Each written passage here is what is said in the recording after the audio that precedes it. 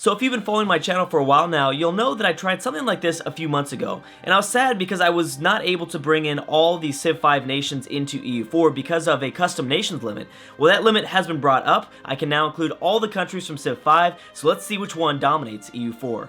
So obviously, I'm really happy that Paradox decided to kind of increase the number of custom nations we can include in kind of a blank world. Obviously, every one of these Civ 5 countries were given colonists, so we'll see, we're going to begin to see colonization go on all over the place. Alliances will begin to form, rivalries will start to come up, which is one really fun thing, I guess, in EU4 that doesn't really happen as much in Civ 5, is that you do have these constant wars because usually, I mean, in the beginning it's different because everyone's small, so there is a possibility of everyone kind of getting eaten up really quick.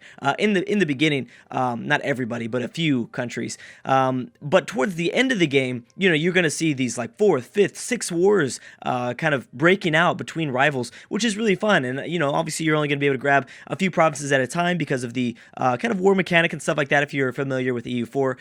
But yeah, like I said, of course, with all the EU4 AI-only battles that I do on the channel, you can leave your comment, you can leave your pick in the comment section below, and if you pick right, I will give you guys a shout out by the end of the series. The way that I think we're probably going to be doing this, as we'll probably do another either votes, or we'll look into development like we've done in previous EU4 AI-only battles, developments and a few other things in the ledger. Like I said, I'm going to be kind of having the campaign run on speed 4 in the background while we look at some of the things. I've got development on, obviously we're going to be looking into in terms of that. France is already really good. Oh, that is something that I need to bring up. So obviously, immediately when you look at this, everyone's like, oh, okay, well, Siam or Mongolia or someone in the New World's going to win. No, not necessarily, because I've kept development the same, which means base tax and manpower and all those other interesting sort of, I guess, provinces. The way that Europeans usually dominate traditional EU4 games is going to be the same. So India might be doing good if India can get off the ground. They've got to get here fast, which I don't know if they can with Siam, Arabia. We've got the Middle Eastern civs close by too. So just because Europe is very clustered doesn't mean that it doesn't really mean that they're going to be not doing so well.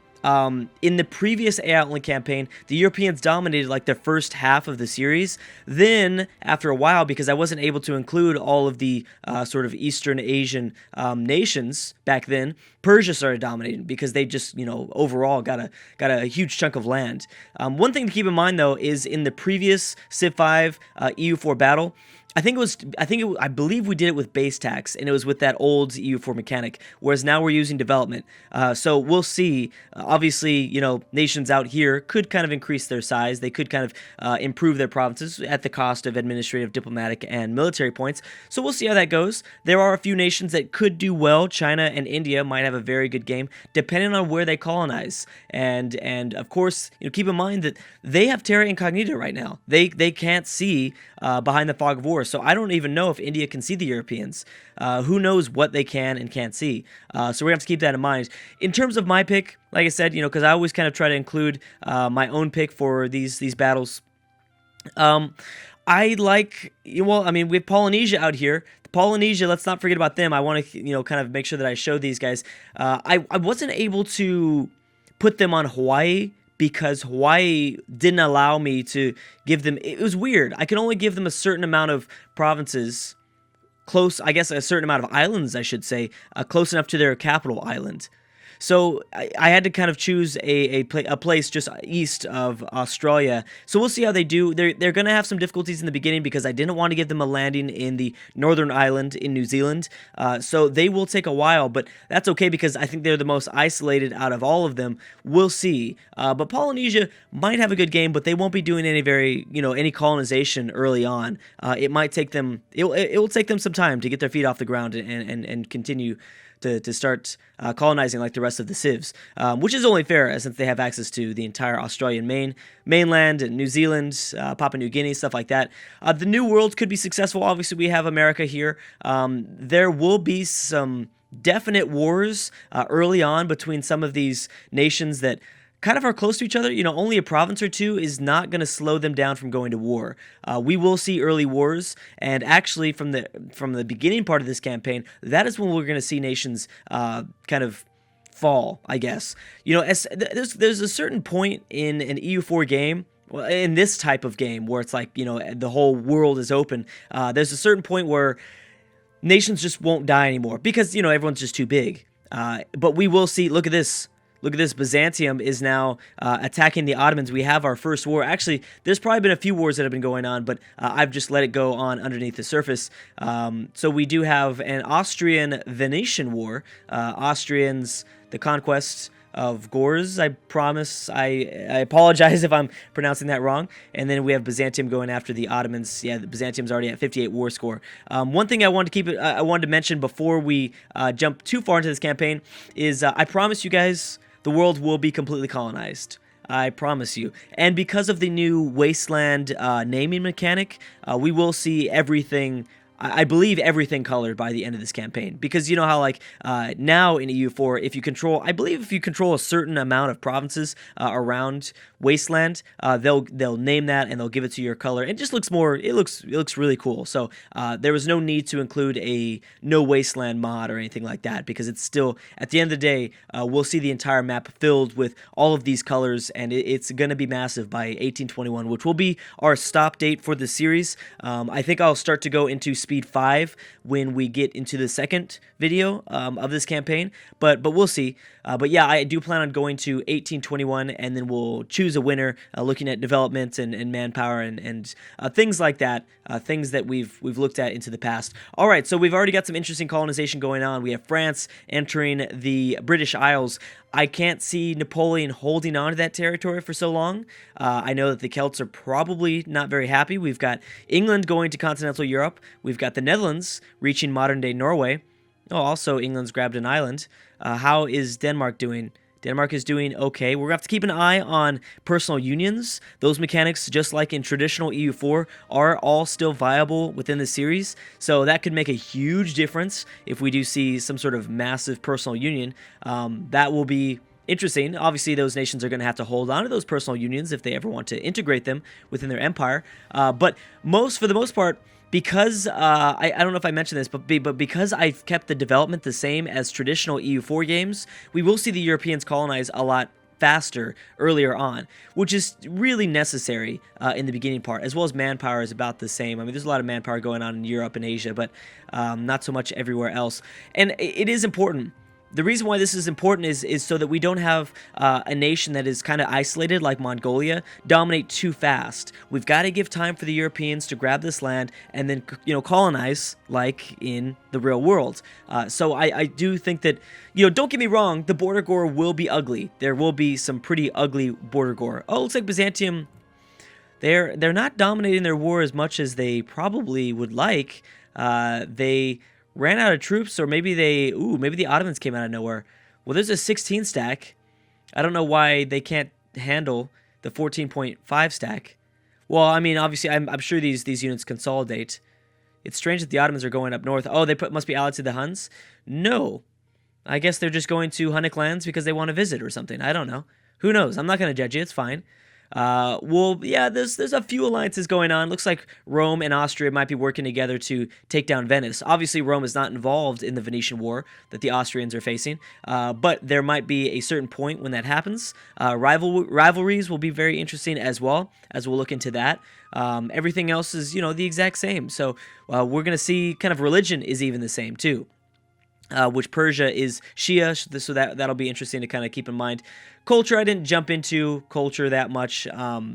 I didn't go super in depth in like making each nation unique at all. I'm not using their unique abilities from Civ 5 into this. I might do that in future campaigns, but for now, I just wanted to kind of get this out on the table, see what you guys thought, see how entertaining it gets, and then maybe I'll dive deeper into making each of their unique abilities into an EU4 game. So for like, Ethiopia, I'd make them fighting stronger, make them maybe more of a tall nation than a wide nation that colonizes a bunch. Let's not forget about Indonesia. Indonesia kind of is camouflaged, I guess, by the Indian Ocean. So is Greece, as there are whites behind all of the other uncolonized lands. There we go. So Byzantium has peaced out with the Ottomans, and they did take a pretty good chunk. They took 3 provinces, which is important because now they have a landing within former Ottoman territory. They can easily go, not have to worry about their navy anymore. They could boom, make the straight crossing before they start the war, then go straight after the Ottomans. This is not looking too good for the Ottomans, but I wouldn't say to count them out. I don't believe we should count them out just yet. How is Austria doing? Looks like Austria is starting to win their war, perhaps. No, -1, no clear winner. Okay, so I still haven't chosen who I thought was who was going to be my pick. I think Russia could have a good campaign. Russia could definitely have a good campaign. It all depends on the Mongolians, though. Obviously, I don't think I needed to mention, or I guess I should mention, but everyone is westernized. There's no difference there. I should have, I definitely should have made a mention of that, because because the provinces and the manpower and stuff like that are the same, made sure that everyone is Western technology. So Mongolia could have a successful time, depending on if they can eliminate China first. It really depends on which Eastern Asian nations, or I guess, which New World nations eliminate the others first. But I think for my pick, to be honest, I'm gonna say India. I think India could have a pretty successful campaign. It depends, though, because I can guarantee you this happens every single time. The Zulu will colonize the southern subcontinent of India. So they'll be picking up some of these nice base tax provinces if they have a big enough navy to transport an army to the southern tip of India. Then they will be giving Gandhi a run for his money. So keep that in mind. The Shaka could, definitely pose a big threat to India. So could Ethiopia, but we'll see. He's going to have to colonize the Horn of Africa, and then he's going to have to notice that these provinces are here behind the Terra Incognita. Obviously, at a certain point, I believe either with technology or just a certain point in the game, can't remember off the top of my head, the Terra Incognita is eliminated, so, or a chunk of it is eliminated, so more and more of the AI can see what else is going on in the world. So it looks like nothing happened between the Austrian-Venetian War. Yeah, nothing happened. I don't believe nothing exchanged hands. But there are there's still a few nations that I'd want to keep in mind. We have the Ottomans versus who? Greece. So now the Ottomans have decided to call their own offensive war to go after Alexander. Now, Alexander seems to be on a kind of a slower start. By the way, if you're curious, I did start every nation with 8 provinces. In the previous series, I started them off, which I'll leave a link to the previous series. It's old. It was a while ago, so things are quite different in EU4, but I'll still leave a link because I might be referring back to that briefly here in this series. Alexander is going to be in a tough spot, especially as Byzantium grows more and more within power. Obviously, there is no alliance here. We need to keep in mind opinion map mode. Oh, okay, so there's kind of a 3-way rivalry right now going on. Byzantium looks like they have good ties to Assyria, though, which is smart if they don't like the Ottomans. How about the Huns? The Huns not very big fans of Byzantium. We have to keep in mind the coalition map mode, too. The coalition map mode will be kind of an interesting sort of look into after wars are declared and stuff like that. Where's that coalition map mode? There it is, bam. Yeah, so let's keep this in mind. Yeah, so they do already have a little bit of aggressive expansion. 17 with the Huns, and obviously 28 with the Ottomans. No big surprise there. Greece wasn't given any aggressive expansion, though. Iberia is off to a fast start with Spain going off the eastern Iberian coast. Portugal dominating the western. So Portugal could be just like in kind of our own history, a colonial powerhouse. Although, the Europeans will not have a very good time keeping these colonies, especially having to face westernized nations. So, you might want to colonize. They might colonize the Ivory Coast, but Songhai is going to be here really strong in sub-Saharan Africa, starting to dominate this region. New World's off to a slow start, as well as Eastern Asia, which is exactly what we need for this campaign to work. So that is good. It is 14:52. I will probably increase the speed to speed 5. Like I said, probably after this video. I wanted to give one video where we just, I guess we could start to go into a little bit faster speeds because it does increase it. If we could get to like maybe the 1460 by the end of this first video. That would be pretty good. And we'll also have to keep in mind wars. We might slow down when we see wars go on, just so we have another Egyptian. Actually, we have the first Egyptian war with the Assyrians. Egypt at -7. It looks like they probably weren't able to make the trek across Gaza to Assyrian land. The Assyrians actually have landed because of the Palestinian coast. Wow, well, look at that.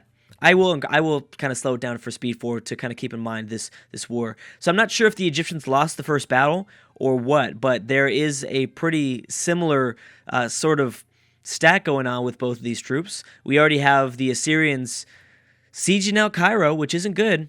Cairo is farmland, so I'm not sure why the Egyptians are probably, there they go, with the 16 stack. Let's see how they do.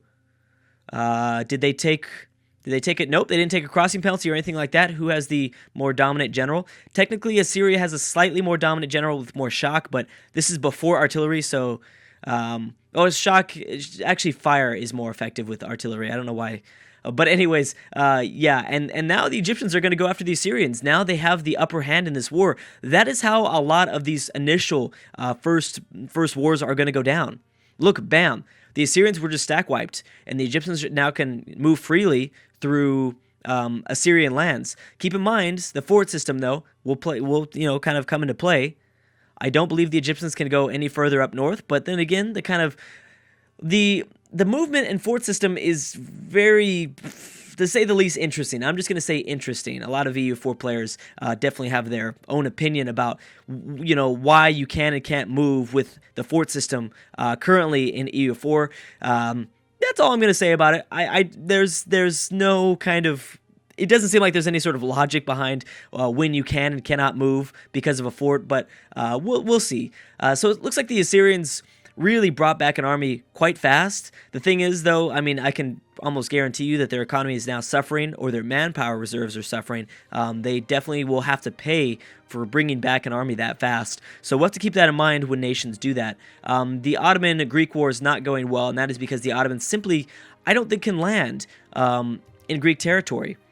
Whether that be because they don't have very many transport ships. I imagine that Byzantium probably dominated the Ottoman navy in that initial war. Byzantium is good. We're going to have to keep an eye on Byzantium. With 36 ships, that is going to be the difference maker. Because, yes, right now, typically everyone has about the same amount of provinces under their control. But... that means that, obviously that, well, first let me finish my phrase there, or my statement there. That means that we're going to see about the same armies in the very first beginning, maybe in the 15th century, maybe a little bit into the 16th century. But navies will be completely different, drastically different, depends on development, depends on how many coastal provinces you have.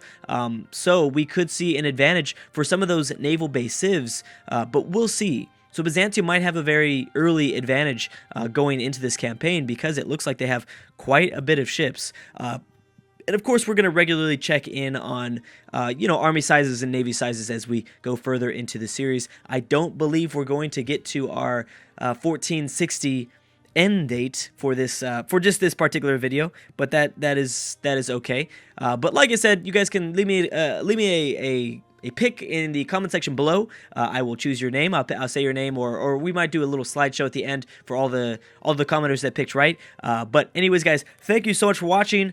If you like this series, please consider leaving a like. It helps out tremendously. Thank you guys all for your support. I really, you have no idea how grateful I am for everything that you guys do for me. So thank you so much, and I will see you guys next time.